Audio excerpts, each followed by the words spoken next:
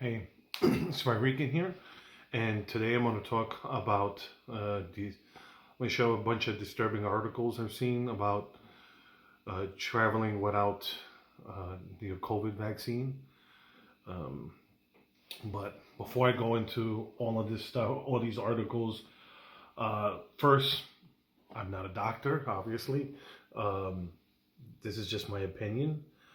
As you see, I'm about to talk. I'm just going to give the definition of herd immunity because just some of this stuff with the vaccine that's been going on with they keep moving the goalpost about this, but what's the exact number we need to reach before we get to herd immunity? And here's the definition of herd immunity according to Wiki. It's a form of indirect protection from infectious disease that occurs when a significant percentage of a population has become immune to an infection, whether through vaccination or previous infections, thereby reducing the likelihood of infection for individuals who lack immunity.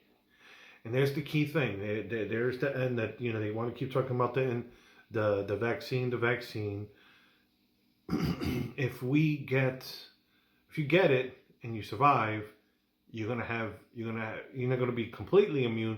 Same thing with the vaccines. Just because you get the vaccine doesn't mean that you're not gonna get it. It just means that your body will be able to handle fighting it better. That's what they tell us the flu shot too. They tell you, oh, the flu shot may not prevent the flu, but if you get it, you're not gonna. The severity of the flu is not gonna be so bad. Blah blah blah blah. So, like I said, I just wanted to start off with that one thing before I went to some of these other articles that I'm going to show you guys. Here is I'm just going to go through the headlines before I go through some of the text. Here it goes. This is from CBS. Vaccine passport could soon be required at movies, airports, and concerts. Here's ABC. Should a vaccine passport be required? Experts weigh in on the future of eating out, boarding flights, and more. Okay, this is another one. If you want to travel next year, you may need a vaccine passport. And here is the biggest douche of them all, Dr. Fauci. Fauci says mandatory COVID-19 vaccines possible for travel school. Yeah, this is, just going through some of these articles, what I'm going to be my 2 cents is, when they talk about, when my son got an adverse reaction to some sets of his shots, which caused him to get a fever, and then the fever led to convulsions, which led to seizures. So now, I've been dealing with it for 10 years. When this happened, his pediatrician told my wife, "Oh no, not again." Now, granted, it's anecdotal, but it still happened. It still happened. So people could tell me, "Oh, it wasn't the vaccine." This was according to the doctor because this happened to him, and it's not someone. He's not an advocate or anything like that. He's just a regular doctor who just saw this stuff happen to his other patients with the same round of shots. So, with that being said, I'm not anti-vaccine. People have to make that choice for themselves. I'm against the schedule because I'm against. Some of these shots are already four different viruses in one shot, and so I rather space them out, especially if you're going to do four in one shot. Sometimes you're sitting in with these kids, and you're doing like 7-8 different viruses in one doctor's appointment. So anyway, sorry, rant over on that. Let's go back to the COVID vaccine and just this here is disturbing about before you hop on a plane, before going to a restaurant, before going to the movies, if you want to go to a concert, all this stuff, that we're gonna, all the stuff that we do in our daily lives. Now they want to we're going to have to show our papers. Basically, that's what it is. People, I'm not comparing it because people always go, I'm not comparing it to the to World War II and Nazis. It's not what I'm comparing it to. I'm just showing you the whole thing about showing your papers. This is what's gonna go. This is what could go on. It's realistic. It's realistic. Oh, if you don't have your COVID vaccine, oh, guess what? Now you're not going to be able to go to that restaurant that you like to go to. Oh, you want to go to that concert? Guess what? You don't have your COVID vaccine, you're not going to go. And this is what they do with this in the schools. Oh, well, you don't have to go to a public school. You could go to a private school that'll allow you not to get the vaccine. But here now they're going to do it with the COVID. Oh, well, you don't have to get on the airplane, but if you want to get on the airplane, you're going to have to get the vaccine. Or you don't have to work at this place, but if you want to work at this place, you have to get the vaccine. And little by little, this is how incrementalism works. Is they get you little by little. It's like boiling the water with the frog in it. When the water's cold, you start boiling the water. The frog doesn't realize it until by the time they realize it, it's too late. And that's what some of us warn about. It's not about, it's not that we're trying to be unreasonable. It's just the fact that we're worried about that incrementalism when we get to the point where it'll be too late and people are already accustomed to having their freedoms curtailed. And that's why you see these these lockdown protests, because people are tired of,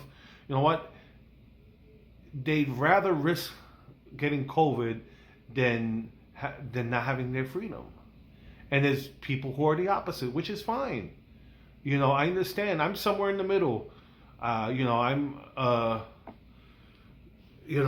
here with my kids and my wife works, which is kind of weird, but it works. It works for us. So I'm able to do this stuff.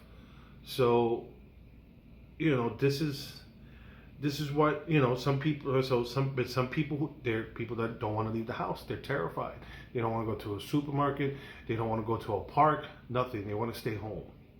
And then you got there's people who, someone personally didn't wear masks. Was going to gyms. Was going here and there, and now they tested positive, and a bunch of people now have to people that been around them.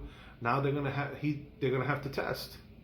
And that sucks, but it sucks either way. It sucks either whether you're the person that's being irresponsible or whether you're the person that's stuck in your house 24/7.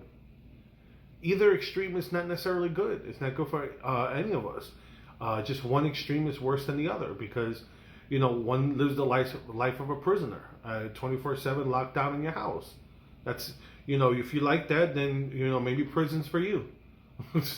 But for me, going through these articles, I just don't.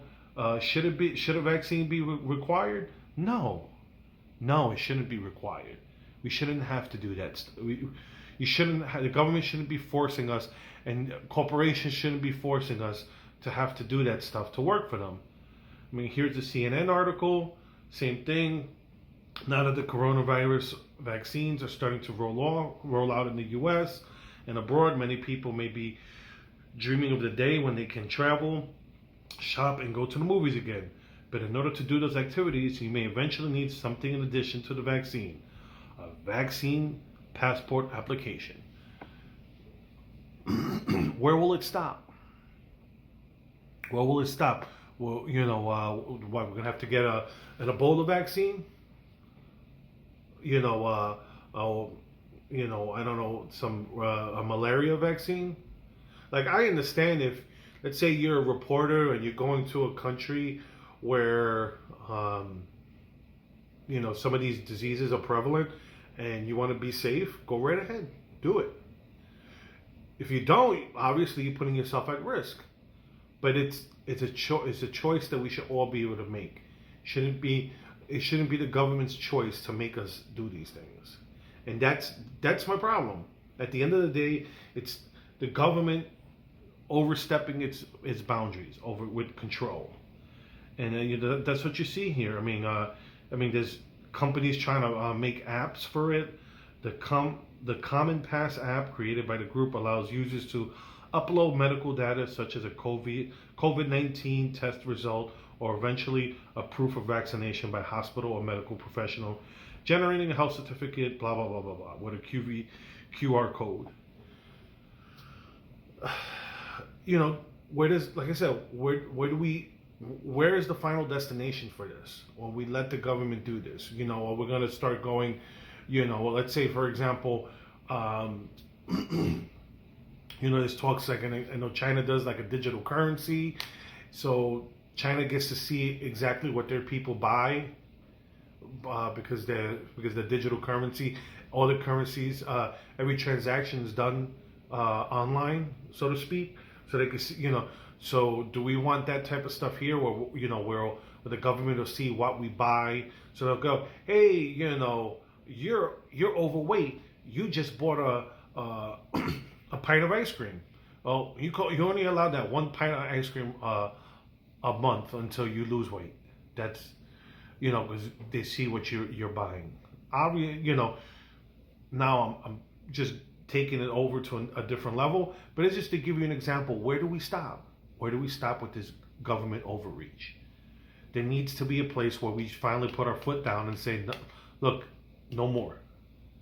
And to me, I mean, to me, honestly, that's been years ago. I mean, that's why, you know, that's why I left the Democrats years ago. That's why I registered as a libertarian, just because I just saw I didn't like the direction that either party was going. You know, neither party is really that good. Just Democrats are worse. I'm not saying the Republican Party is the best party. You know, that's why I registered as a libertarian, because either way, I get to make my choice. No political party owns my vote. I could choose for whoever I want. I'm not stuck in that paradigm of going, oh, Democrat or Republican. But you know, that's where we're going. I mean, there's, you know, you see here, there's, like I said, there's tech companies trying to make apps on this. Obviously, everybody wants to make money on this and on this stuff. Can't hate them for making money, but you know, I mean, this is scary stuff. This is 1984 stuff we're talking about. Everything will be on the table for discussion, Fauci said, and will be the chief medical advisor to President-elect Joe Biden. The director of the National Institute of Allergy and Infectious Diseases stressed that it's not up to me to make a decision, but added, these are all the things that will be discussed under the Biden administration. Yeah. So you know what? The people who, you know, let's say if there's people on the left that you don't like this whole thing about the vaccine passport, you get what you voted for. Plain and simple. Because I know I didn't vote for that. At the end of the day, you know, I saw this article on the Daily Beast. I believe they're a left-wing tabloid. Vaccine passports are big tech's latest dystopian nightmare. Surveillance vendors are quick to insist on expensive, high-tech solutions that are always compatible with privacy or freedom and often don't solve the problem we're facing. So, just to show that there are people on the left that do worry about this. It's not, you know, it's not just a right-wing thing. It's not a right-wing conspiracy. There's people on both sides that have genuine concern about this. So, with that being said, do your research. Do your research. You know, read both sides. Don't just go to one side and just be stuck on it. Get your information. Most people, especially more people on the left, you know, tend to just read. You know, they'll just read CNN and NBC, ABC. You see, I shared CBS, ABC. I haven't shared nothing like Breitbart or Daily Wire or Fox News because, you know, I know that, you know, I know people like me, people that lean to the right, read both sides of the news. When I know my friends on the left don't. You know, I got my family members that, you know, they don't look at this stuff. They may not even look at the news at all. They just go, I just vote Democrat because I'm a Democrat, or I hate Trump because the news taught me I hate Trump. So just do your research.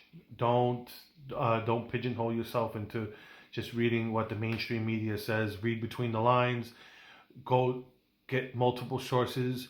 Get little bits and pieces from both, and make up your own mind. With that being said, I'm done. My rant's over. If you enjoy my video, like, subscribe.